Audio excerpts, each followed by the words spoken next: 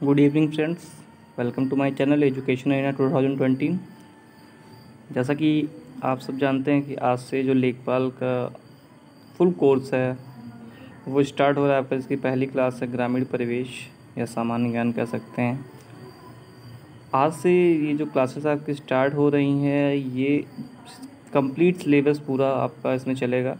इसमें आपके भी हिंदी, ग्रामीण परिवेश, जीके के और आपके मैथ्स के क्लासेस चलेंगे।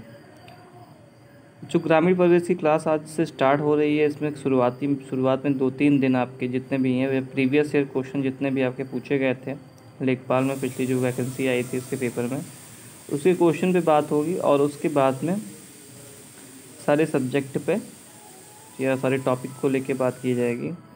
तो इस वीडियो को शुरू करते हैं। और वीडियो को शुरू करने से पहले बताना चाहूँगा कि इस वीडियो की जो PDF फाइल है वो आपको टेलीग्राम पे मिलेगी, जिसका लिंक आपको डिस्क्रिप्शन में दे दिया जाएगा। आप वहाँ से जा कर के इसका PDF आप डाउनलोड कर सकते हैं। और अगर यह वीडियो आपको अच्छी लगे तो लाइक से सब्सक्राइब करिए और बेल आइकन ज़रूर प्रेस करें। आइए वीडियो को शुरू करते हैं। सबसे पहले तो बात कर लेते हैं विषय सूची की, कौन कौन से सब्जेक्ट हैं, क्या क्या चीज़ें आनी हैं। पहला बात करते हैं हिंदी आपका। अगर हिंदी की बात करते हैं तो हिंदी में आपके 25 क्वेश्चन आएंगे इसमें से। मैथ की बात करते हैं तो मैथ या इसको रीजनिंग भी बोल सकते हैं, इसके 25 क्वेश्चन आपके रहेंगे। सामान्य ज्ञान की बात करते हैं तो इसके भी 25 क्वेश्चन आपके इसमें से रहेंगे। और ग्रामीण परिवेश आपका यानी कि जो 25 मिला के 50 क्वेश्चन लगभग जीके के आ जाते हैं इसमें से 25 आपके ग्रामीण परिवेश के क्वेश्चन होते हैं।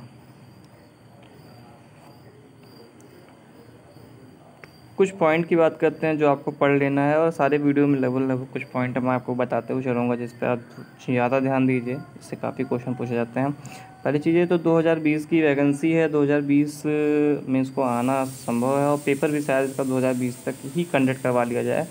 तो इससे 2011 की जो आपकी जनगणना है ये काफ़ी इंपॉर्टेंट रखती है, इसलिए इसको ज़रूर आप पढ़ें। केंद्र सरकार तथा राज्य सरकार के द्वारा चलाई गई जितनी भी प्रमुख योजनाएँ हैं, मतलब समझिए कि जितनी भी योजनाएं हैं जो इस समय चल रही हैं करंट में, और चाहे वो सेंट्रल गवर्नमेंट हो चाहे स्टेट गवर्नमेंट हो जिसके द्वारा चलाया गया है, उनको उस पर आप विशेष फोकस करिएगा, क्योंकि काफ़ी सारी योजनाएं हमेशा पूछी जाती हैं और पूछी गई हैं। पंचवर्षीय योजना की बात करते हैं तो पंचवर्षीय योजना तो आपका सारे पेपर में लगभग इंपॉर्टेंट ही होता है, काफ़ी क्वेश्चन आते हैं, इससे 1-2 क्वेश्चन देखने को मिलते हैं हमको हमेशा।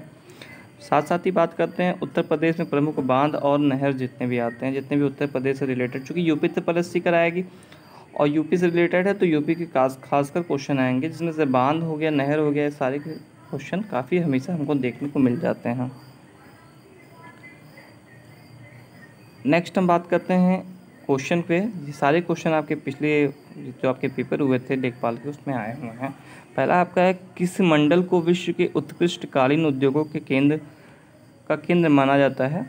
तो ऑप्शन आपके हैं आजमगढ़, मिर्ज़ापुर, देवीपाटन, अलीगढ़। अब आपको चूज़ करना है इसमें से राइट ऑप्शन क्या है आपका। तो अगर राइट ऑप्शन की बात करते हैं तो वो मिर्ज़ापुर है, बट हमें कैसे पता चलेगा अगर हमें नहीं पता होगा?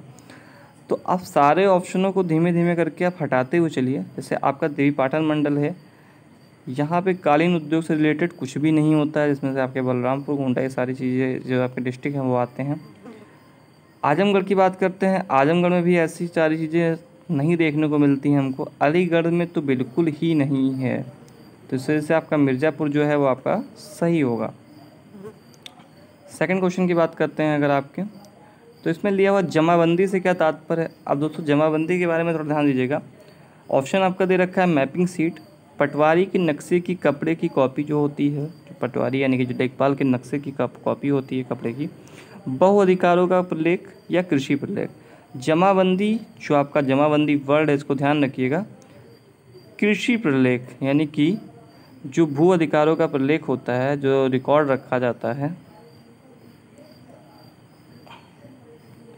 कृषि प्रलेख की बात करते हैं ऑप्शन से, तो कृषि प्रलेख अलग चीज़ हो गया है। और भू अधिकारों, ये भू अधिकारों होगा, भू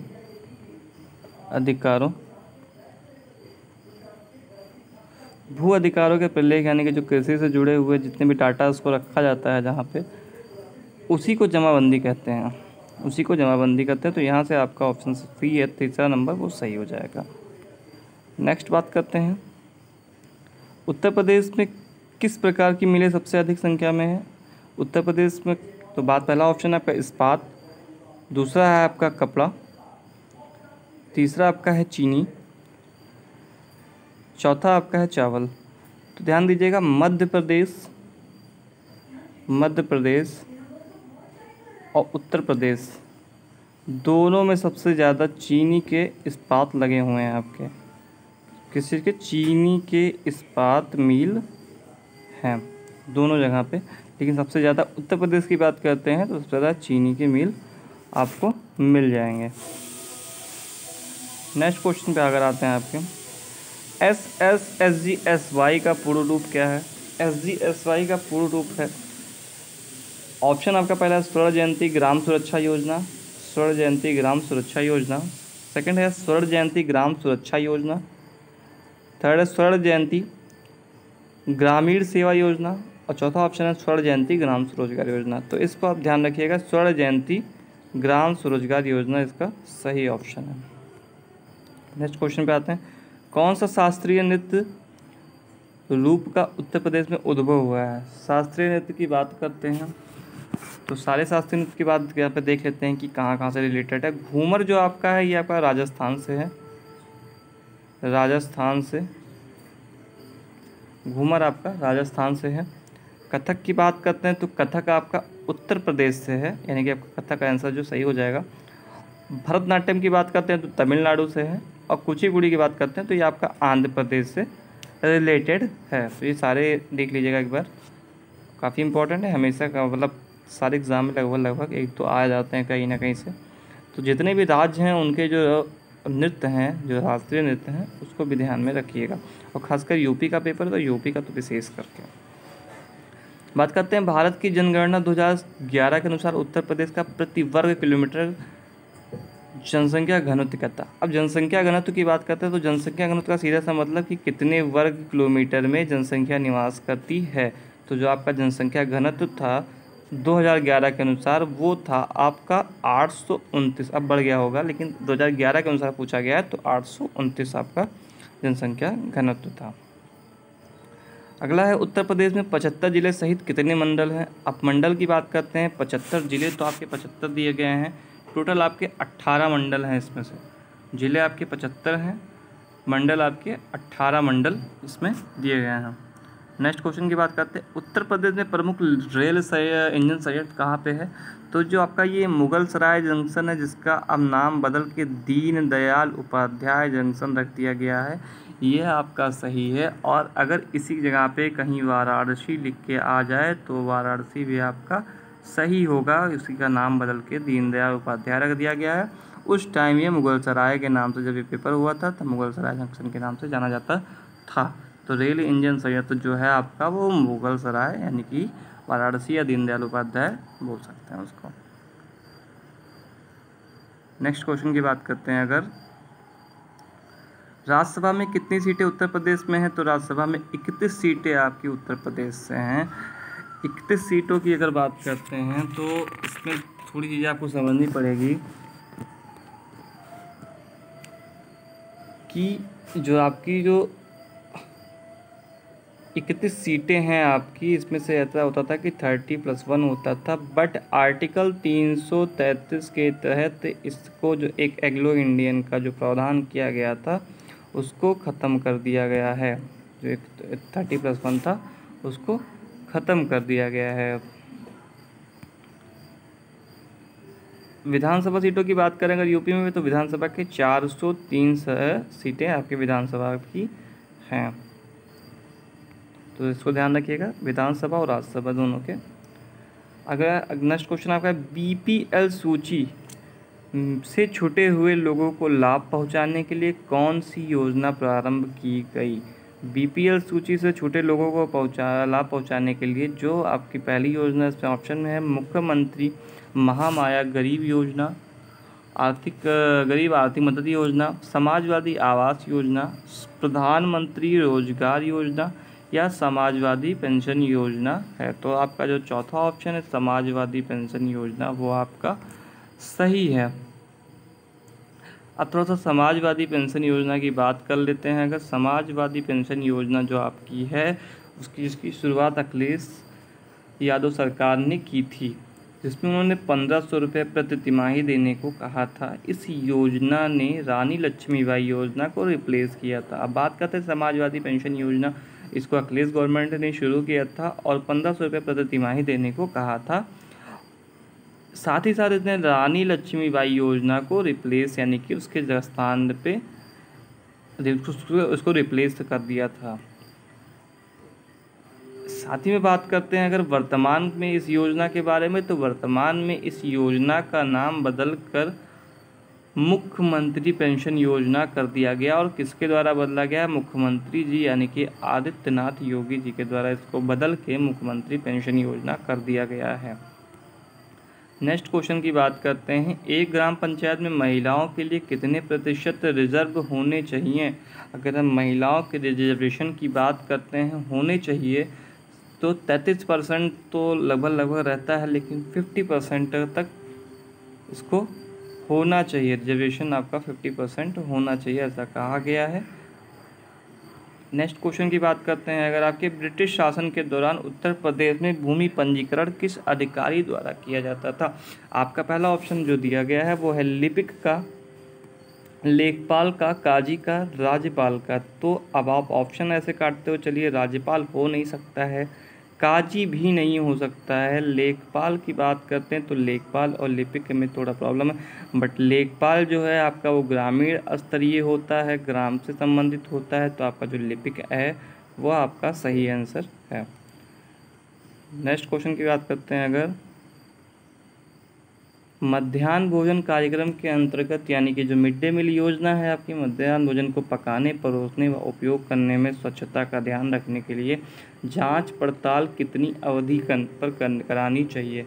अब ये बताइए, घर की साफ़ सफाई आप अपने डेली करते हैं कि 2 महीने में एक बार करते हैं? तो डेली करते हैं। तो उसी तरीके से अगर कोई खाना डेली बन रहा है तो उसकी जो साफ़ सफाई है वो आपकी डेली आपको करनी चाहिए, तो इसका आपका जो दैनिक है वो आपका सही हो जाएगा। साथ ही साथ मिड डे मील की बात करते हैं। मिड डे मील योजना के बारे में बात करते हैं अगर आपकी, तो इस योजना की का शुरुआत केंद्र सरकार की है। पहली बात तो केंद्र सरकार की ये योजना है, सेंट्रल गवर्नमेंट योजना है। साथ ही साथ इसे 15 अगस्त 1995 में शुरू किया गया था। उस टाइम के प्रधानमंत्री जो थे, उस टाइम तत्कालीन प्रधानमंत्री PV नरसिम्हा राव द्वारा इसे स्टार्ट किया गया था। नेक्स्ट क्वेश्चन की बात करते हैं। अगर कौन सी उपभाषा राज्य के वेस्ट भागों यानी कि पश्चिमी भागों और ऊपरी दोआओं में बोली जाती है?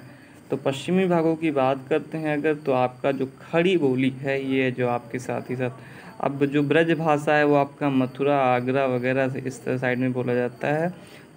पश्चिमी भागों की बात करते हैं तो जो आपकी खड़ी बोली है ये आपकी बोली जाती है।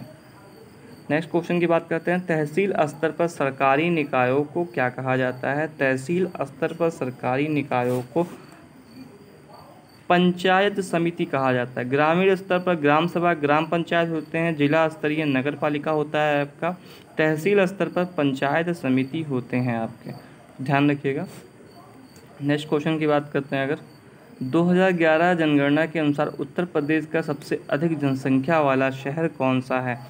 सबसे अधिक जनसंख्या वाले शहर की बात करते हैं अगर आपके, तो वो आपका है कानपुर। लखनऊ नहीं होगा आपका, कानपुर होगा।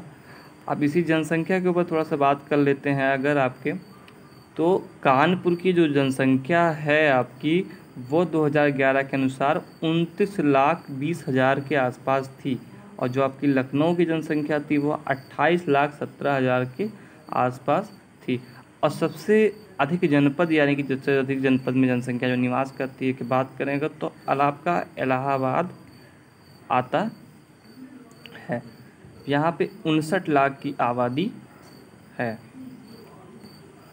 ठीक है, बात करते हैं अगले क्वेश्चन की। उत्तर प्रदेश के निम्नलिखित शहरों में से किसमें पीतल उत्पादों को अधिकतम निर्यात किया जाता है? तो अगर पीतल उत्पादों की बात करते हैं आपका, तो आपका मुरादाबाद से पीतल उत्पाद सबसे अधिक निर्यात किए जाते हैं। वाराणसी, कानपुर, लखनऊ नहीं होगा आपका।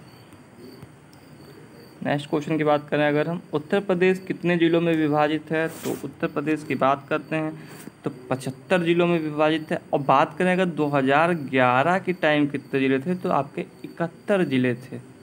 71 ज़िले 2011 के टाइम आपके थे उस टाइम पे।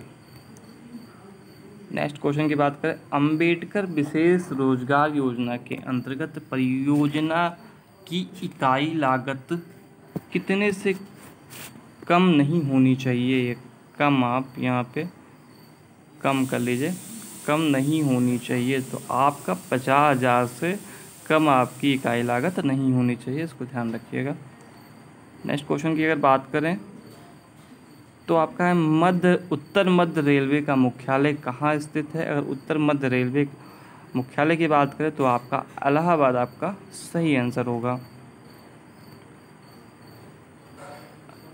इम्पॉर्टेंट टॉपिक की बात करते हैं अगर, कुछ इम्पॉर्टेंट टॉपिक जो हमने स्टार्टिंग में बताया था। 2011 की जब जनगणना हुई उस समय उत्तर प्रदेश का जो लिंगानुपात था वो 912 था।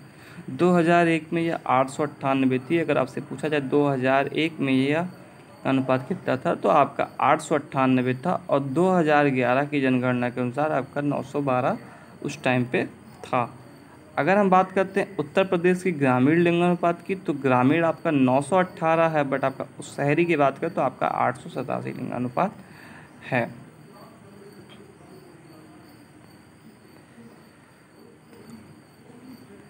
इस तरीके से जितने भी क्वेश्चन थे वो आपके प्रीवियस ईयर के क्वेश्चन थे और सारे क्वेश्चन काफ़ी इंपॉर्टेंट थे।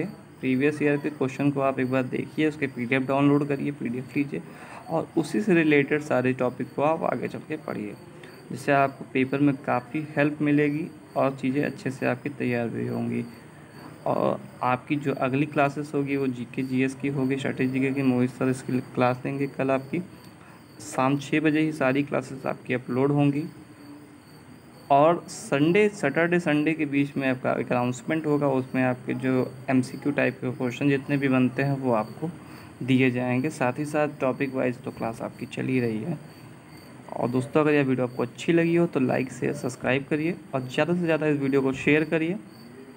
Thank you for watching this video.